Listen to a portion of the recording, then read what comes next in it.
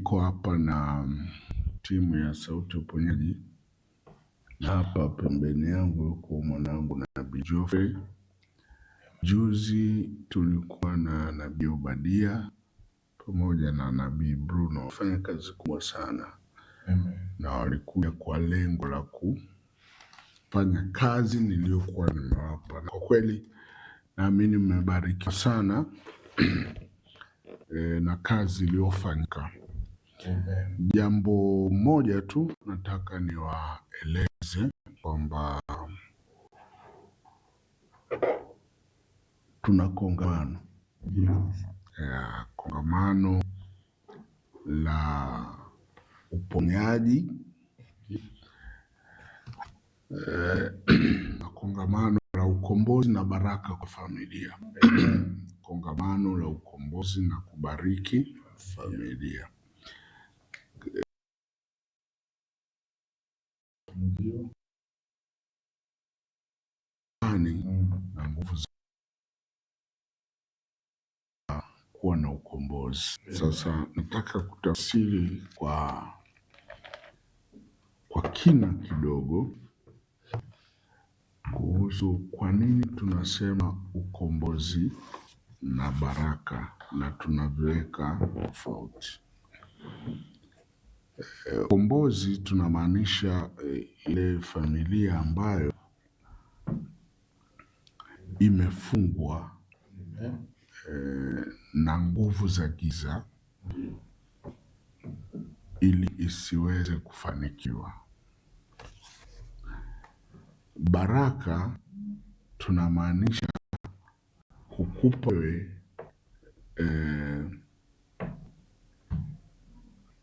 ruhusa au kibali au Mungu anakuridhia kwamba sasa anza kufanikiwa. Amen. Hii inatokana na nini? Nikisoma Biblia, wana wa Israeli lilikuwa ni taifa la Mungu, teule kabisa, lakini walichukuliwa wakawa watumwa wa watu, wakiwa taifa vile vile wakawa watumwa wa watu kwa miaka zaidi ya 400, kwa maana vizazi 4 watu walizeekea wakafia kule, vitukuu vikazaliwa kule, lakini ni wateule ila ni watumwa wa Misri.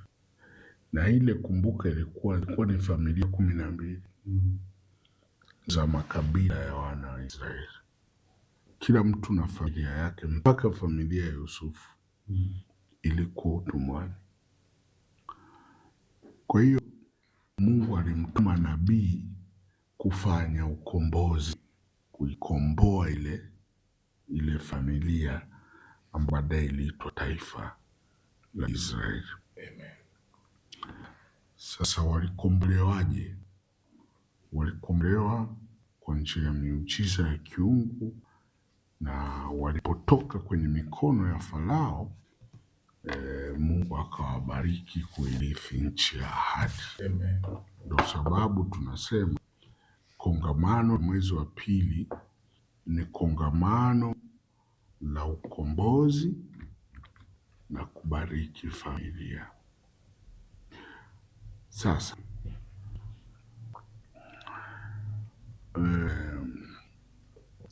kila mmoja wetu anaweza akajua kwamba yuko utumwani kwa dalili zifuatazo. Kwamba una akili timamu, lakini hiyo akili yako unashindwa kuitumia kwa ajili ya mafanikio. Amen. Hii haimaanishi wala haitafsiri kwamba wewe umepungukiwa utashi fulani, lakini inamaanisha tu kwa maana moja ile kwamba upo utumwani, kwamba pamoja na akili yako, vipawa vyako, uwezo wako, lakini sasa uko mahali ambapo huruhusiwi tumia hiyo akili kwa manufaa yako. Umechukuliwa mateka na nguvu ili kuteka, ambapo sasa ukifuatilia sana wana wa Israeli tunajua walikuwa watumwa wa Farao. Lakini Farao aliwatawalaje kwa miaka 400?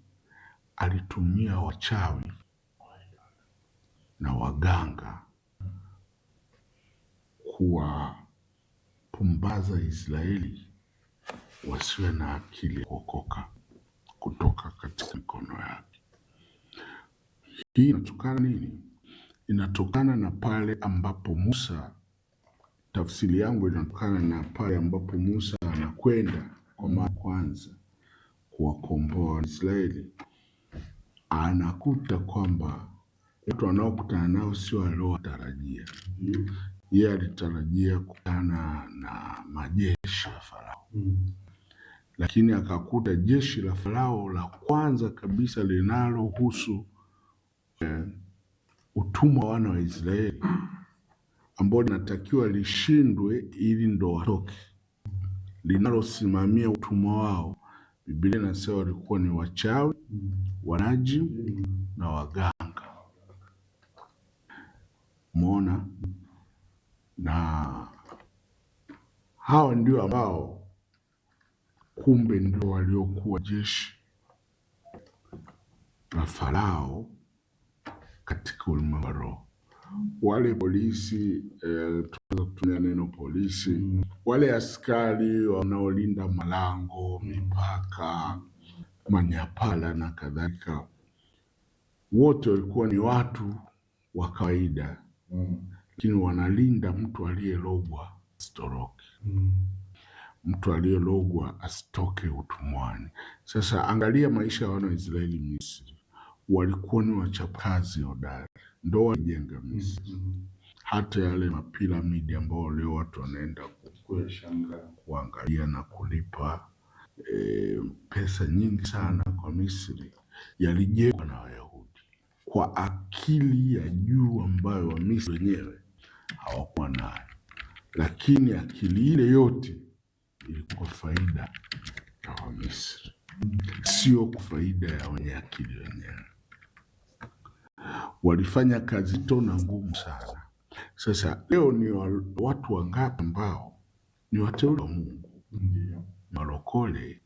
Israeli ni taifa teule lililoko utumwani. Ni wangapi wale wanafanya kazi kubwa sana, wana akili nzuri sana, lakini hawapigi hatua ya maendeleo. Kila wanachofanya ni kwa faida ya watu wengine. Ndio maana ziko dalili za kuonyesha kwamba mimi familia yangu ni watumwa wa mtu mwingine. Pale ambapo unakuta unafanya kazi, una akili kubwa lakini hupati faida ya akili yako.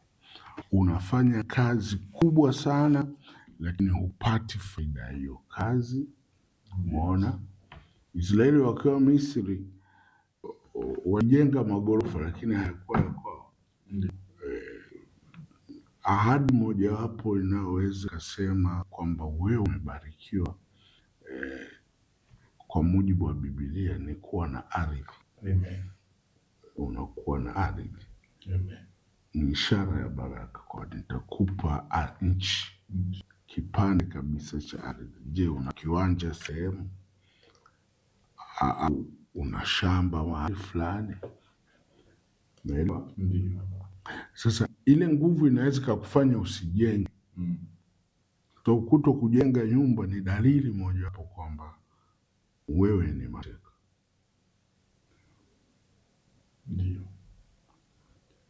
Kwa ukijiuliza leo, je, ninayo nyumba na nina shamba au nina hiki na biashara sawa, lakini ninamiliki nini? Kwa hiyo roho ya utumwa wa familia inazuia umiliki, inakataza mtu asimiliki chochote. Kwa unakuta kila kitu ulicho nacho sio cha kwako. Watu wengi leo wako hivyo. Sasa angalia familia yako, utaona kila mtu anajitahidi kumiliki. Hayuko mtu mwenye makaratasi ndani anamiliki document, anamiliki au gari, anamiliki nyumba, anamiliki biashara, anamiliki mali. Sasa hiyo ni roho, ni dalili mojawapo inaweza kusema hii familia iko attacked, imetekwa tayari. Israeli waliishi hivyo, na haikuwa hivyo tu, hata wakiwa Babeli. Pale Babeli walikuwa wananena, wanatabiri mambo makubwa sana, wananena mambo makuu. Akina Danieli, Shadrach, Meshach, Abednego, tunaona ishara zilizofanyika pale, wanashinda makali ya moto. Lakini baada ya kutoka motoni ni walokole wangapi leo ambao wanakemea nguvu za giza na kunapambazuka, lakini hawana wanachomiliki. Kwa hiyo ishara za kiroho haziashirii kwamba ni mtu uko free. Kinachokupa uhuru ni nyakati, ni neno la kuja kwako kwa wakati husika kuhusiana na eneo spesifiki, kwamba unakombolewa kwenye eneo hili. Kwa hiyo Mungu alimtuma Musa muda ulipofika, akamwambia muda umeisha, watu hao kukaa utumwani.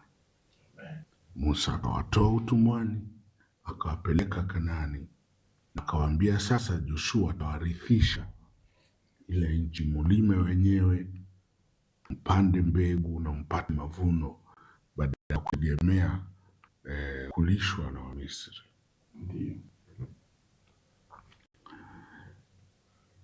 Wana Waisraeli waliokuwa Babeli, Biblia inasema nabii Yeremia alitabiri kwamba watakaa utumwani kwa miaka 70 kwa sababu maovu ya babu zao, halafu baadaye watarudi katika nchi yao.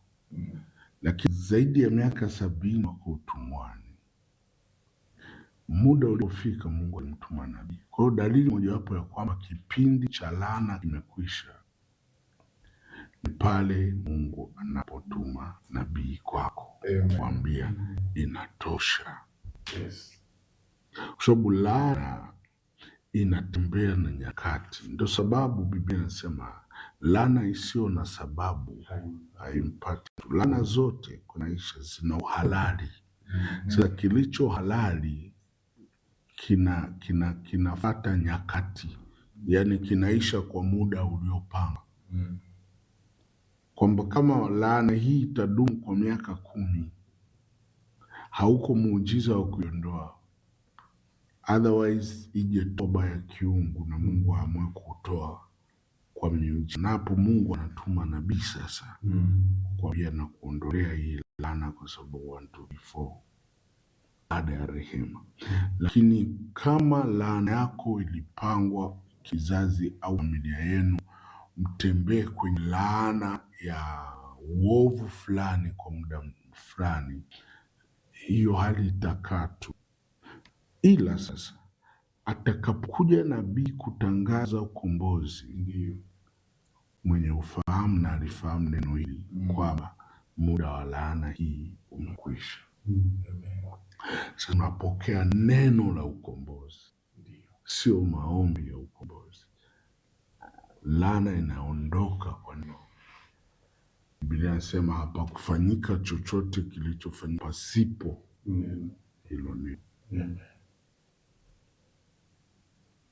Sasa ukipewa neno, ile neno ndo linaenda kuvunja ile minyororo ya utumwa. Ndio maana Danieli alipokea na Mungu alimwambia watu hao wamekaa hapa, sasa muda umekwisha. Akamzungumzisha Danieli, na kumbuka Biblia inachosema, inasema ukisoma Danieli 10:12 niliangalizia hapo 10:12 naweza kuona jambo. Jina la Bwana libarikiwe. Danieli 10:12. Jaribu kuona kama ndakuwa nimepatia. Ndipo akamwambia usiogope, Ndiyo, kwa maana tangu siku ile ya kwanza ulipotia moyo wako ufahamu mbele za Mungu wako, maneno yako yalisikiwa, nami nimekuja kwa ajili ya maneno yako. thank you. Kwa hiyo anasema tangu siku ile ulipotia moyo wako ufahamu, maneno yako yalisikiwa. Ufahamu kuhusu nini? Kuhusu sasa ni muda wa kutoka utumwani. Kwa sababu Daniel alikuwa anasoma vitabu. Kwa kusoma kwake akasoma kitabu kilichoandikwa na Yeremia ambacho kimebeba unabii. Kinasema watakaa miaka 70. Akaangalia kwenye kalenda wamevuka miaka 30 mbele. Ndo akaanza kumlilia Mungu kwa kufunga kwa siku 21. Lakini mfalme wa Uajemi alimteka malaika Gabrieli angani afikishe ujumbe kwa Danieli kwamba muda wa ukombozi umefika na Mungu amekubali. So unaona, kinachotawala maisha yetu katika ulimwengu wa roho ni falme za giza. Kwa hiyo nguvu za giza hazishindwi na ufahamu wa kiungu. Mpaka moyo wako utie ufahamu, uielewe neno alilosema Mungu kuhusu hali yako. Afu ukilelewa, Mungu anatoa ufunuo wa kukueleza utatokaje hapo. Ndio maana anambia Daniel, tangu ulipotia ufahamu, maneno yako yalisikiwa, nami nimekuja sababu hiyo. Kwa hiyo Daniel maombi yake aliomba kwa sababu anajua ni muda wangu wa kutoka utumwani. Sasa msikilizaji wangu na mtazamaji, kwa nini unaishi maisha magumu kiasi ambacho kila unapojaribu kujikwamua haiwezekani? Tafsiri yake ni moja tu, kwamba uko utumwani, uko kwenye anga wametawala maisha yako, wamekufunga eneo fulani. Utakuwa najiuliza tu, kwa nini mimi? Lakini kawaida mafanikio ni kitu rahisi sana. Amen. Wala hahitaji mapambano. So mafanikio asili yake yanamfuata mtu. Amen. Kwa hiyo yanakuja. Sasa ukiona mafanikio unayatafuta kwa kupambana, maana yake wewe upo nje ya mkondo wa mafanikio. Biblia inasema napita katika njia za haki ili niwarithishe mali wanipendao. Kwa Mungu anakupitia mwenyewe kwenye eneo lako, anakupa. Kumbukumbu la Torati anasema na baraka hizi zote zitakujilia na kukupata. Lakini zitakuja kusikiapo sauti ya Bwana Mungu wako. Kwa Mungu akisema neno kama hili anasema leo kwamba tarehe 7 na 8 mwezi wa 2 ni mwezi wa kukomboa na kubariki familia. Tayari hilo ni neno Bwana asema hivi. Unapaswa wewe kutii na kuja bila kutafuta visingizio vingine. Tayari ulishapokea mwaka huu na tumesema utakuwa ni mwaka wako wa kushangilia. Sasa unashangiliaje? Ndio Mungu anatoa hizi skills kwamba komboa familia, zibariki. Amen. Mwezi wa 3 Mungu atupa neno lingine la mwezi huo. Mwezi wa 4 Mungu atupa neno la mwezi wa 4. Mwezi wa 5 vile vile. Utajikuta kwamba unaumaliza mwaka bila kushindwa. Mungu atoi baraka nzima hivi. Mungu akikupa anakupa slowly, kidogo kidogo. Kwa nini? Anazua. Usije ukadhani ni wewe. Huwezi kuwa na nidhamu Ukipewa nzima tu afu unaenda nayo, lazima urudi usujudie, kwa sababu yeye ni Mungu alipenda kuabudiwa. Ndio hata Musa anaongoza wana wa Israeli kwenda Kanaani. Mungu alimuinua juu ya mlima akamwonyesha nchi na mipaka na kila kitu. Musa aliposhangilia ile nchi, Mungu akamshusha bondeni kuiona tena. Kwa hiyo hapo Musa alikuwa anatembea kidogo, anakutana na kikwazo, anamtafuta Mungu. Mungu anamuonyesha kutoka hapa mpaka mahali fulani, alafu inaziba tena. Musa anamtafuta tena Mungu. Ndio maana walifika Horebu, Biblia inasema kisha wakamwabudu Mungu katika mlima ule. Alafu akasema walipoabudu akawatokea akasema, inatosha, mzunguka, inatosha, njia ni hii, endeni. Lakini Joshua ameshika ile njia, anakwenda mbele, anakutana na Jordani, anakutana na Yeriko, anakutana na, lazima kila hatua Mungu anataka uripoti. Amen. Kumbuke niko hapo Bwana. Tusijisahau. La sivyo tutajisahau. Ndio maana alisema kwa nani Kutoka, anamwambia Musa, sitawaondoa hawa watu mara moja. Haya majitu haya miliki sitaondoa kwa mara moja. Akasema nitawaondoa kidogo kidogo, ili wanyama wa mwitu nikiwatoa kwa ghafla, nyinyi mko wachache. Kwa mapori yatakuwa mengi, wanyama wa mwitu watazaliwa wengi, wasumbua. Na agano langu mimi na nyinyi sio kupigana na wanyama, ni kupigana na hawa watu. Umeshanielewa? Kwa Mungu aliwaweka wale watu kuendelea kwa vikwazo kidogo mpaka leo wamebaki wale wa Palestina pale. Sasa nini kinafanyika? Wale wote ngojea kuwatia adabu wana wa Israeli, kuwakumbusha. Wale Wayahudi leo kwa teknolojia na maarifa na ujuzi walionao, wasingekuwa na mwiba ule pale, wangejifanya miungu, wanamiliki satellite nini, kila kitu, anga, yani hizo nini, teknolojia za anga za kwao, kila kitu, wangejiona ni Mungu. Lakini wanatulia kidogo, kombora ili hapa, wanaanza kusema Mungu wa Israeli, hii hadi baba yetu ya Ibrahim singemkumbuka, wangedhani ya kwao. Kwa hiyo sasa hata sisi kwenye maisha yetu Mungu hatupi nzima. Wewe mwanangu na Bidiofu ungepewa nzima leo, usingekuwa hapo na usingeniita baba, ungekuwa saa Joshua pale. Kwa hiyo Mungu anajua okay, huyu nenda naye pole pole ili awe na adabu. Amen. Kwa hiyo hizi baraka wana wa Mungu zinakuja kwako unapokuja. Kwa hiyo ukija mwaka sawa, mashangilia. Sasa njoo ukomboe familia yako na kuipa baraka. Familia yako itakapopata zile baraka sasa, si ndio? Haitoshi baraka tu. Utakuja mwezi wa 3 kuchukua fursa. Upe shamba ukafanyia hiyo baraka. Uchukue ajira, uchukue hiyo baraka. Ukisha chukua pale, umepata mafanikio, sasa unakuja tena kulinda mafanikio. Lazima utakuta kwamba okay, sawa, nimebarikiwa sasa, nimepata kila kitu.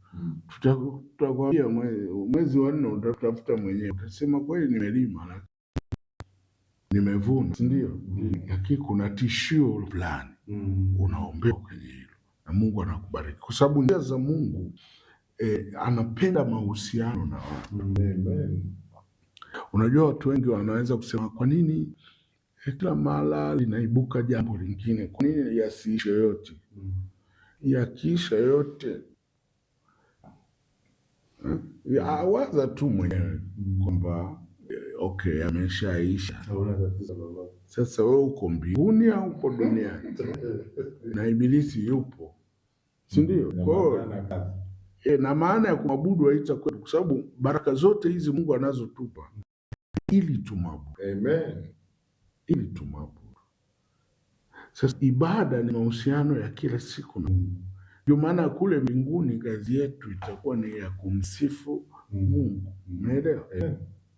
Hapo duniani tunanyenyekea. Kumwabudu ni kumpa nafasi ya kwanza kuliko kitu chochote. Na hapa duniani tayari kuna mfalme wa dunia anaitwa Ibilisi. Sasa Mungu lazima atengeneze mazingira yanayomthibitisha kwamba yeye ana nguvu kuliko huyo adui yetu. Kwa hiyo ndio maana tunasitiza sana kwamba kila msikilizaji na mtazamaji ajiandae kwamba tarehe 7 na 8 kuna ukombozi wa familia. Njoo na watoto wako na nyumba yako mlimani. Amen. Kama wapo ambao wako mbali, njoo na majina yao, njoo na picha zao, tutawaombea na Mungu akomboe. Sasa tumeanza juzi maombi ya siku 90 na tumesema ndani siku 90 tutakuwa tunaona mtu mmoja mmoja. Sasa utaratibu tulioweka ni kwamba unapiga simu, unapewa maelekezo unakujaje kwa nabii. Sasa yako mambo machache ni yaweke sawa. Siku hizi 90, hizi siku 90 hazitakuwa ni siku tu za nabii kukaa na ngojea watu mlimani. Zitakuwa na mambo mengi sana ya kufanya. Ndio siku ambazo tutadili na zile balozi tulizozianzisha. Nitapata muda wa kuzitembelea zile balozi, watu waliofungua balozi kwenye familia zao. Tutafungua balozi zingine mpya. Nitatembelea vituo vya Sauti ya Uponyaji maeneo mbalimbali. Na mpaka sasa hivi tumewaza sasa kwamba tuanze kupunguza safari za watu. Kwa mfano, tunaweza kuweka kambi Pwani. Wiki hii tunakuwa Pwani. Jumapili nitakuwa Chanika. Na maana watu wote wa Pwani, Kibaha, Mlandizi, wapi ambao waliona Morogoro ni mbali kuja mlimani, mimi nasogea pale. Nitafanya kazi hapo siku 2 kwenye kituo chetu kile cha Sauti ya Uponyaji, lakini pia wale ambao wana balozi zao huko maeneo mpaka Bagamoyo naweza kufika, kwa sababu Bagamoyo ni wengi wanaopiga simu. Nataka kutembelea familia, siendi kufanya mikutano. Naenda kujenga tu familia ya Sauti ya Uponyaji. Kama upo baba, sisi kwetu tunataka ubalozi tufungue, alika majirani zako. Si ndio? Umefika watu 100, si ndio? Mimi nakuja, mimi na kibali kwenye nchi hii, sio mtu wa kufika kuulizwa maswali na mwenyekiti wa kijiji. Ni mtu ambaye najulikana. Nikija eneo nakuja kuponya mtaa wenu. Naponya kijiji chenu. Kwa huko mahali sema ni tuko mahali, natembelea watoto wangu wa kiroho. Kwa tutachofanya, ukishajua tuambia uko wapi. Kazi moja ni ndogo tu ya kufanya. Sisi watuma watu wetu wanaotangulia mbele, wataonana na serikali yako ya eneo husika, watoe taarifa kwamba nabii anakuja kutembelea. Actually nikija kwenye mkoa lazima mkuu wa mkoa ajue, mkuu wa wilaya ajue kwamba kuna mgeni kwenye wilaya hii anatembelea waumini wake. Kwa hiyo tutakuwa hivyo na tutakuwa vizuri kabisa. Sasa tutafanya hivyo kwa maana ya kwamba hatutakatu mlimani. Wale maana tulisema watu wapige simu ili wapewe appointment kwamba wewe utaonwa na nabii siku fulani, kwa wale ambao wanakuja mlimani. Ili sasa wasije wakanikosa, wakute nipo, kwa sababu najua muda fulani nitakuwa Morogoro. Kwa hiyo wale tuliowaambia waje wanakuja. Wale ambao mtapigia tuko kwenye eneo lenu, tutawaambia sasa hivi tuko Pwani, sasa hivi tuko Dodoma, sasa hivi tuko wapi. Nzuri, kuna watu wanaweza kuwa na maswali. Umesema yoyote ambaye wanahitaji balozi wapige simu. Na umesema tu mara moja kwamba wamefikisha watumie vigezo na masharti yasi.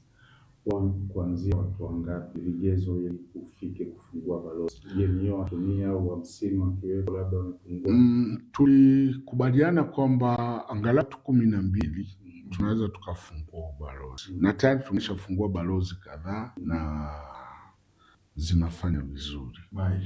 Tunawapa utaratibu wa kufanya ibada za maombi na wanashiriki si ibada za Jumamosi ambazo hazijafanyika mwezi huu kwa sababu redio ilipata changamoto, lakini kama ninakwenda mimi mwenyewe ndio angalau watu wasipungue 100. Wakiwa 200, wakiwa 12 wapo wakina Yohana, akina Petro na watu ya, kwa sababu nini? Kuna eneo ambapo ni lazima watu wafahamu kwa nabii anapokuja hayuko peke yake. Gharama zinakuwa kubwa sana. Ukiamua Bwana Yesu wakati anafanya kazi alikuwa anatembea kwa miguu. Anaenda sehemu, lakini baadaye akaona kazi inakuwa kubwa na gharama zinakuwa ngumu, akatafuta wafadhili wanawake 7 wale akiwemo Suzana. Hao ndio walikuwa wanamhudumia Yesu kwa mali zao, lakini wakati mwingine alikuwa anaona mama wanazidiwa. Ndio maana sasa akaanza kuvamia nyumba za matajiri. Anapata ufunuo, amemuona Zakayo, anajua na hela, na mwambia nitashinda nyumbani kwako. Anakwenda nyumbani pale, Zakayo anachukua hela akiba, anampa Bwana Yesu, anaenda. Yesu hajawahi tembelea nyumba za watu ambao hali ngumu kabisa, kwa sababu hao watu alikuwa anawafikia masokoni, barabarani, anawaponya. Lakini kufika mahali mtaji umeisha, anakwenda kwenye nyumba ya mtu. Ndio maana hata yule mama tajiri aliyeleta kibweta cha mafuta ya gharama sana, alikuwa kahaba Biblia inasema.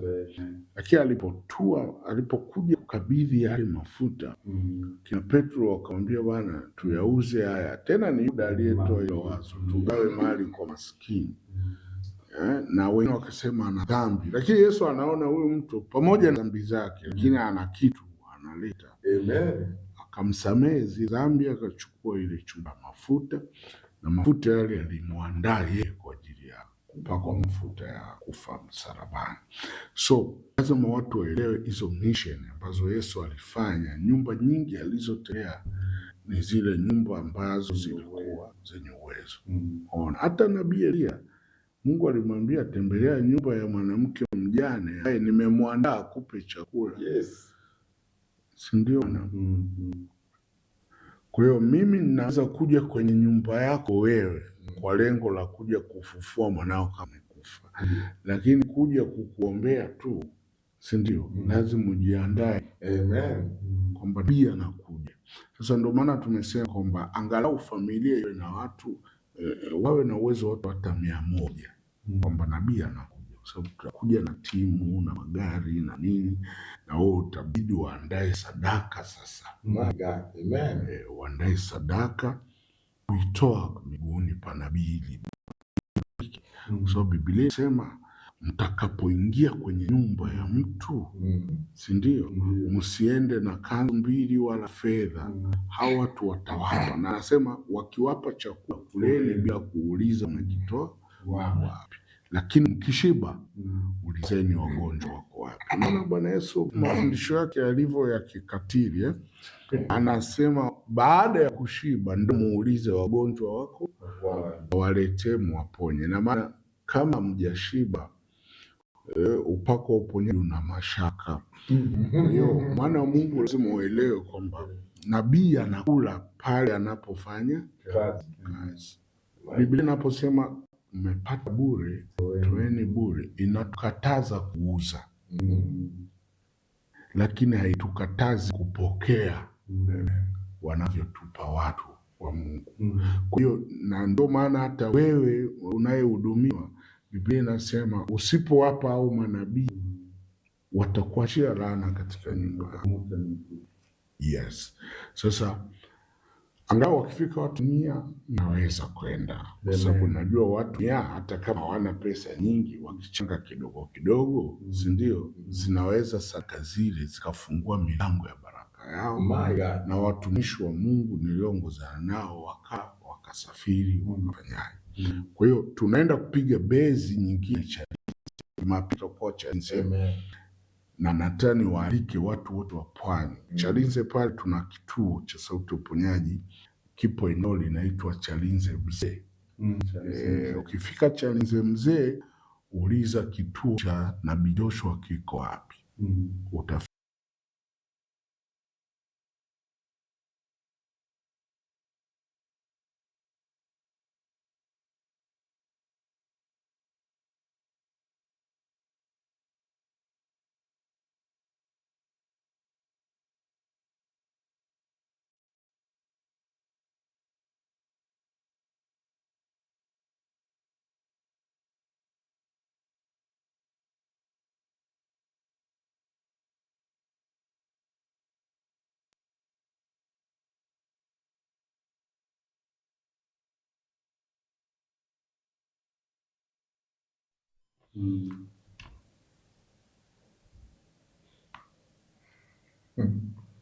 Kwa hiyo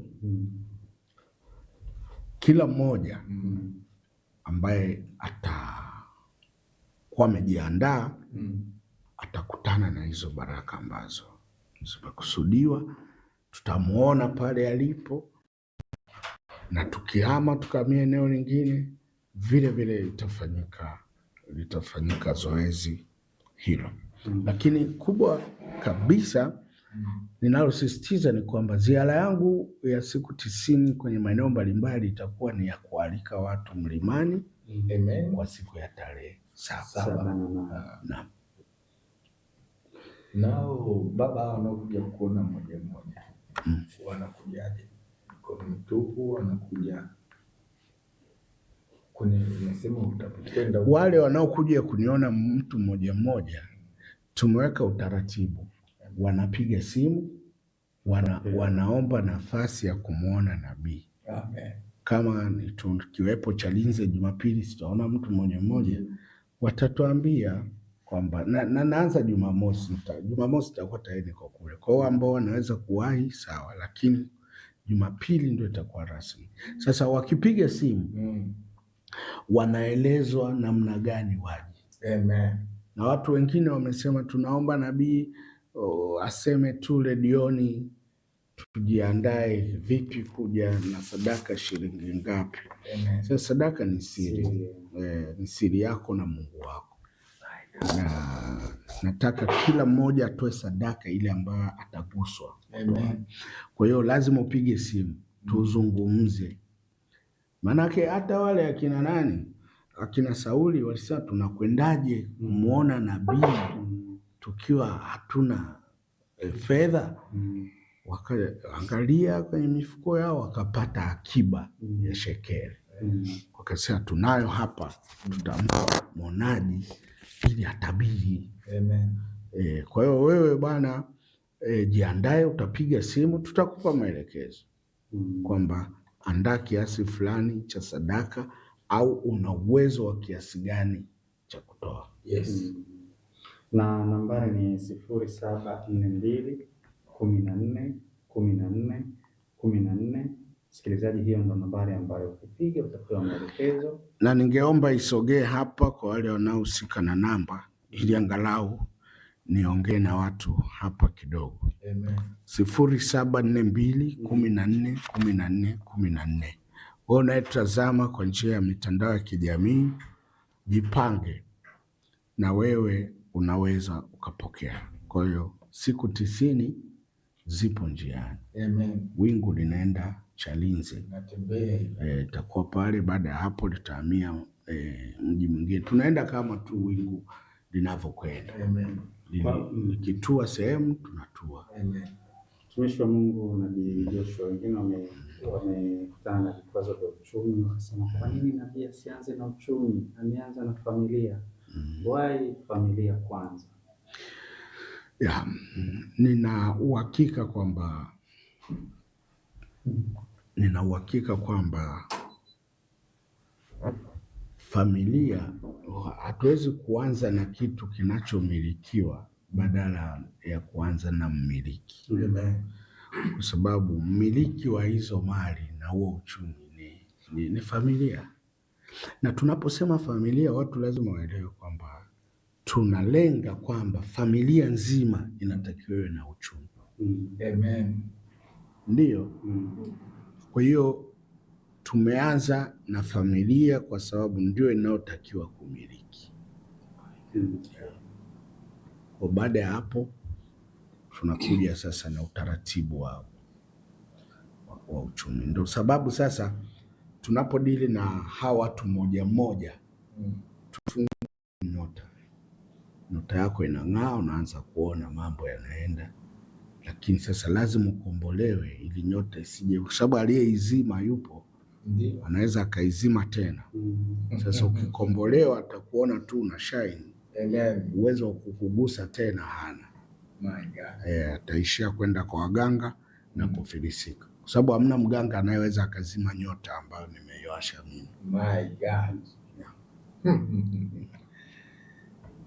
Na wale baba ambao walikuwa wamekuja kwenye mwanzo wa mwaka kupokea mwaka na hawajafanikiwa kufika kulingana na mambo fulani fulani, wanapokuja kuna watu wanakiwa kukabidhiwa mwaka pia pamoja na familia zao, lakini mtu anasema mimi mwaka sijauanza, nitaka nimuone baba. Uzuri nyakati za kiungu ni za ajabu sana. Ni spirit kwamba unapokutana na aliyeanzisha mwaka anauanzisha ndani yako. Amen. Kwa sababu hata wale walioajiliwa wapo, walioajiliwa asubuhi, wapo walioajiliwa mchana, wapo jioni, lakini kwa sababu yule ni Bwana wa nyakati, wote aliwalipa dinari. Amen. Kwa hiyo wewe ukija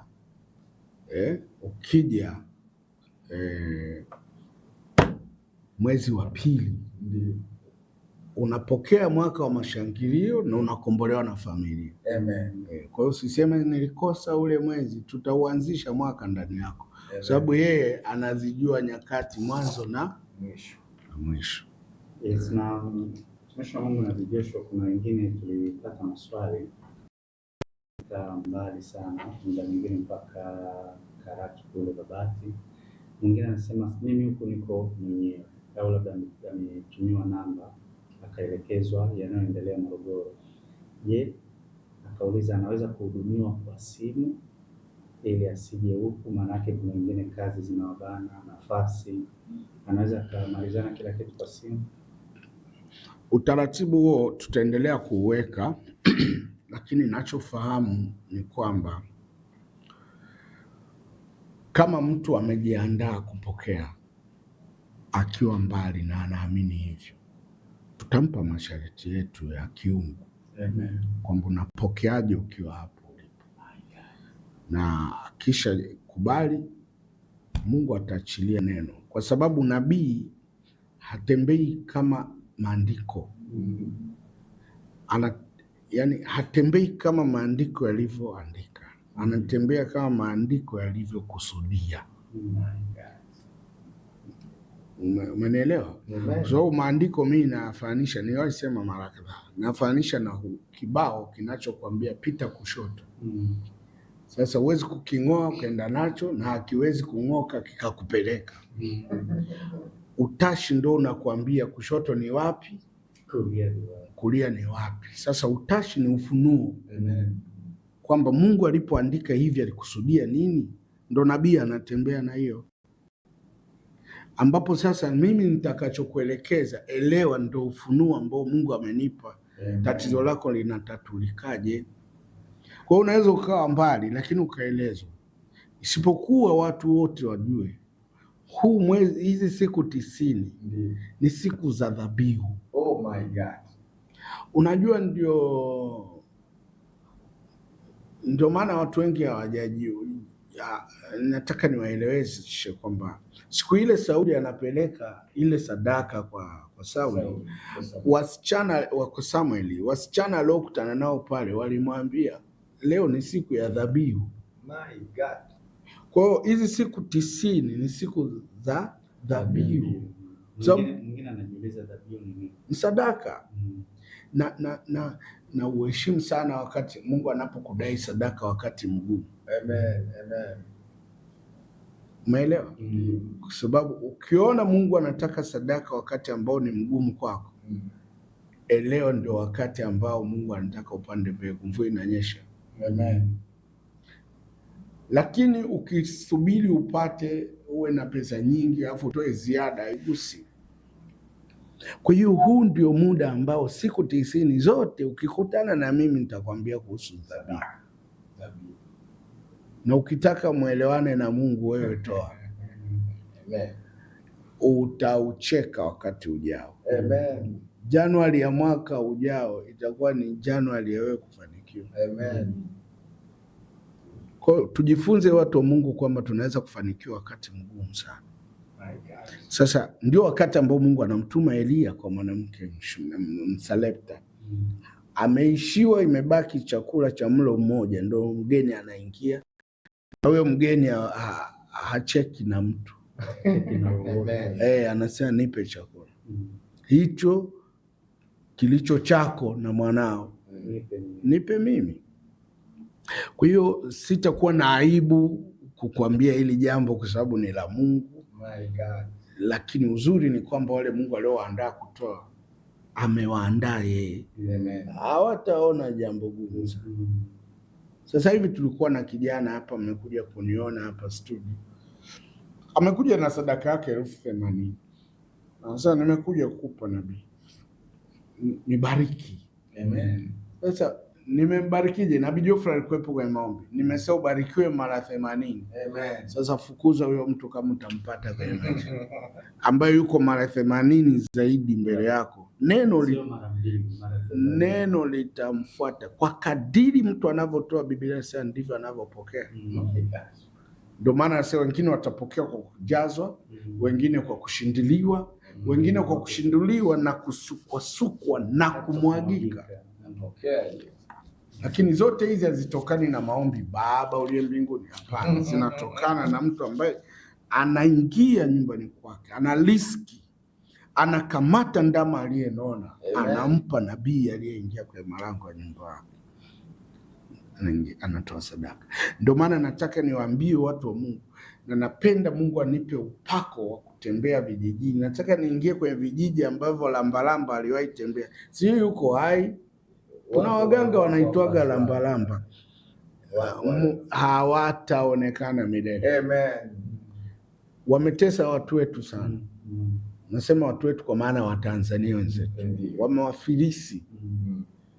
Nataka watu waelewe kwamba Mungu ana uwezo wa kuondoa giza. Amen. Mganga hana uwezo wa kumuondoa mchawi. My God. So mganga na mchawi ni timu moja. Yeah.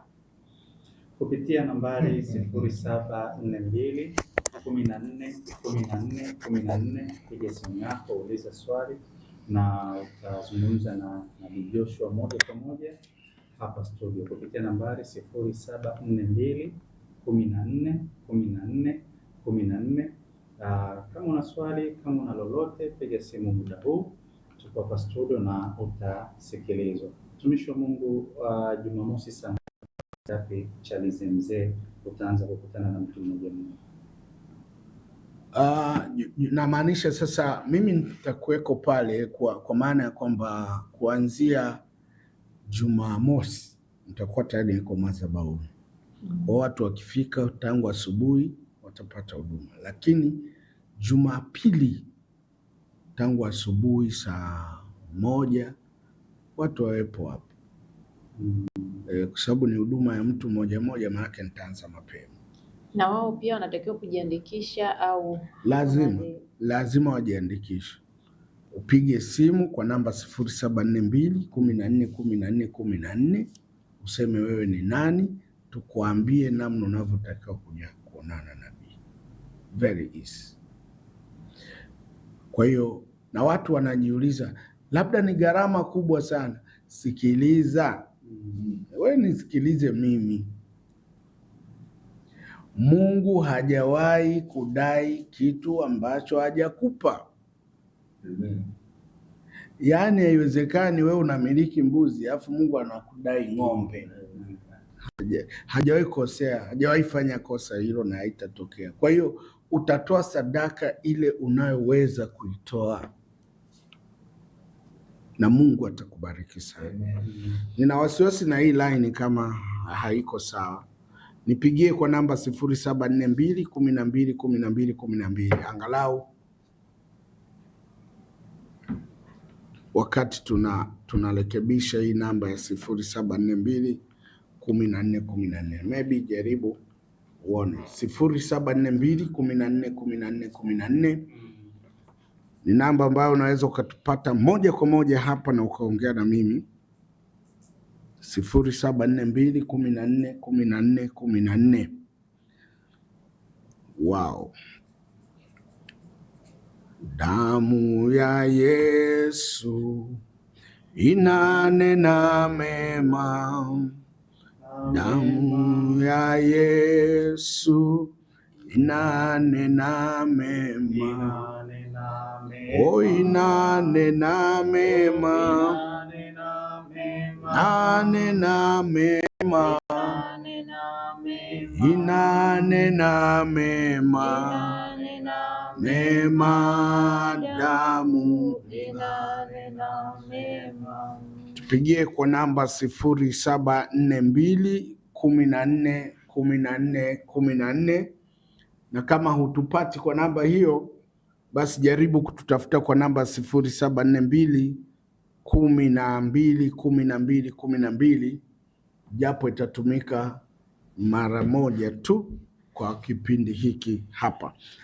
0742121212, jaribu.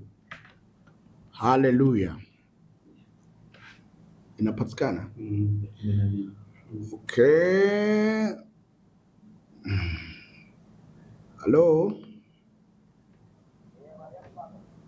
salama, naongea na nani?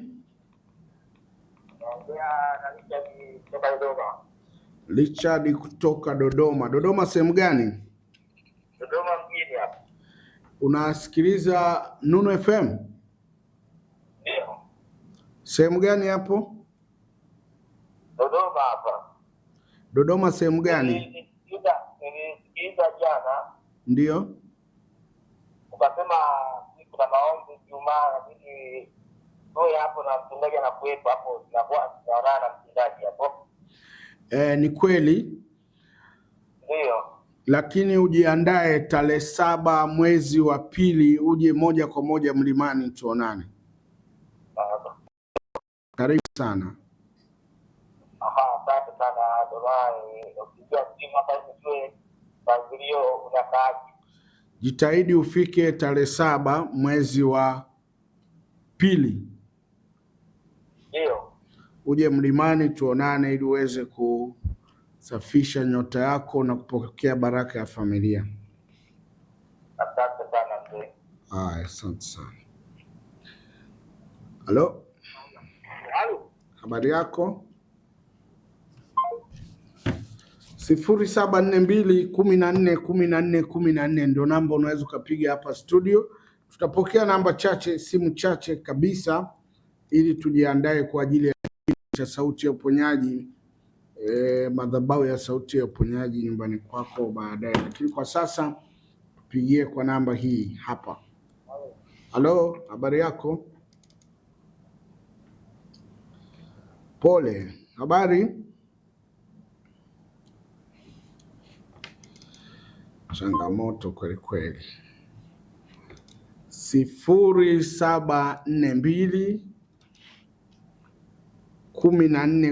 0742141414 ni namba muhimu kabisa. Unaweza ukatupata kama unasikiliza Nunu FM popote ulipo.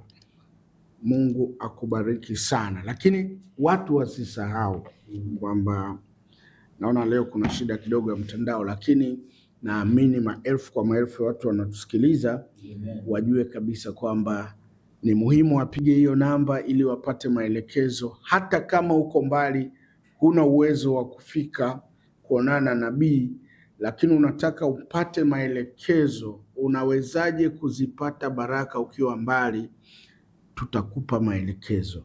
Hakuna linalo mshinda Mungu. Lazima wewe mwenyewe uandae moyo wako kwamba niko tayari. Halo? Naam, habari yako? Amina, naongea na nani?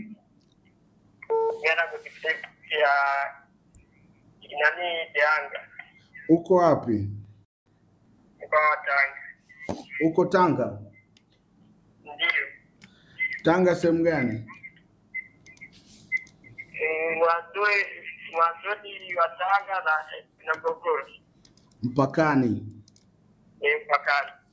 Karibu sana. Mimi hapa nina changamoto. Ndio. Hapa mimi ni mlemavu, ila mwanzo nilikuwa na sisi. Pole. Asante. Tutakuombea na tutumie message kwa namba hii, elezea changamoto yako, alafu tutakusaidia. Haya baba. Pole. Haya. 0742141414 kama unatupata kwa radio au unatupata kwa njia ya TV, mitandao ya kijamii, tupigie tukupe maelekezo. Chalinze Mzee, eneo ni Chalinze Mzee, uliza kwa Nabii Joshua, kituoni kwa Nabii Joshua. Jumapili tangu asubuhi tutakuwa pale, lakini jitahidi kutupigia ili tukupe maelekezo. Kama itatokea tumewahi zaidi, na leo Alhamisi, watu wajiandae kabisa. Tutatoa maelekezo kwamba tuko wapi, na wale ambao wanaweza kusogea eneo ambalo tutakuwepo, tutawaambia tunaweza tukawasaidia zaidi. Lakini nachosisitiza ni kwamba Pwani imekumbukwa. My God. Pwani imekumbukwa. Jumamosi jitahidi fika pale, tutaanza sisi Jumamosi kuhudumia watu. Amen. Na Jumapili tutamaliza kwa kipande kwa eneo la watu wa Malindu. Wasogee pale. Maeneo mengine watu wa hapa hii Lugoba, Mkata, wasogee Chalinze. Karibu pale. Pingo, wasogee pale. Watu wa Mdaula hapa njia panda kwenda hapa anaitwaje hapa matunda pale mananasi. Msoga, Lugoba, sijui Msoga, kote huko karibuni sana. Tunabarikiwa sana kwa ajili yenu, na kwa hiyo kwa muda huu ningependa nirudishe hapa kwa Bwana Victor pamoja na dada Lecho waweze kuendelea kujadili haya tuliyoongea, hasa kuhusu Chalinze. Yes. Kwa dakika hizi zilizobaki, watu wakisikia neno Chalinze mara 100, nina hakika kabisa wataelewa Chalinze Mzee kwenye kituo cha Nabii Joshua. Kuanzia Jumamosi moto utakuwa unawaka pale. Na Jumapili nitakuwa na ratiba ya kumsikiliza mtu mmoja kwa watu wa Pwani. Mungu abariki. Amina sana. Msikilizaji, kama ulivyomsikia mtumishi wa Mungu Nabii Joshua amesema kwamba Pwani